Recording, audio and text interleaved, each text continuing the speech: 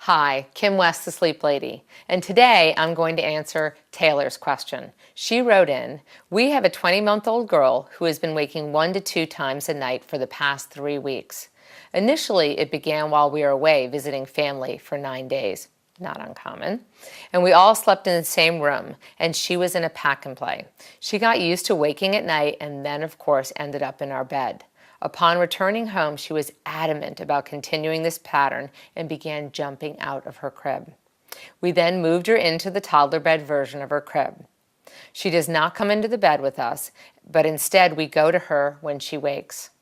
However, the issue is that she requires hand-holding in order to fall back to sleep. I recently bought your book and have attempted to replace the hand-holding with a lovey or blanket, but she is not having it on night 2.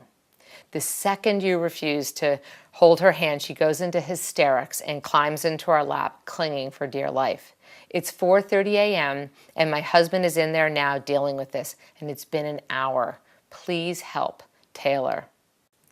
Taylor, I'm really glad that you wrote in. This is actually a very common question, and there's 2 important things. One that is very common is that we go away on vacation and we backslide, usually for excellent reasons, like not waking up in-laws or friends, and then when we get home, our child, of course, doesn't understand why we're not going back to the co-sleeping, night nursing, whatever it is we regress to while we were on vacation that we weren't doing before vacation.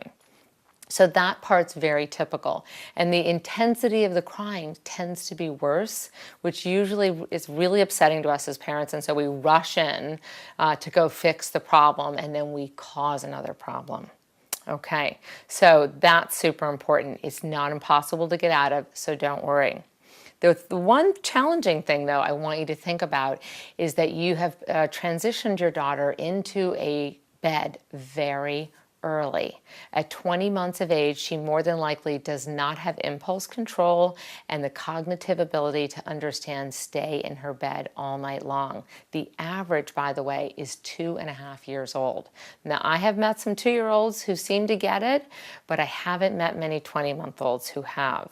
So it may be that you are asking her to do and understand something that she's not ready to do developmentally. So it may mean instead turning the toddler bed back into a crib and either putting a sleep sack on her so she can't lift her leg up over the railing, or getting a crib tent, make sure you install it safely, and then doing the shuffle. Now, of course, if you get a crib tent, you immediately won't be able to hold her hand. So you might want to do some work before then, which I know will take a couple days to get the crib tent and turn the toddler bed back into the crib. If you are adamant about keeping her in a toddler bed, know that it could take weeks. I can't guarantee any success, and you will probably be at your wit's end by 2 weeks, but keep going. I have had success with a few cases at this age, but again, it's not the majority. But what you'd probably have to do is sit in a chair. And say, we'll hand hold for 2 minutes and then we're all done, and mommy's going to sit here until you're asleep, and when she comes over to try to get up on your lap, you stand up and you say, "Lie down, honey," and mommy will stay with you until you get to sleep. But again, I can't guarantee she's going to understand that. And so either way, you'll have to go through, a lot of sometimes crying and possibly hysterics. Know that you can hold her and hug her to calm her down. Just don't hold her to sleep. But I would push you to get the crib back out and to do the shuffle. And again, 2 minutes of hand holding and then into the crib. "I love you, sweetie," and go through all the rules that are in the shuffle outlined in my book. Okay, I hope that helps.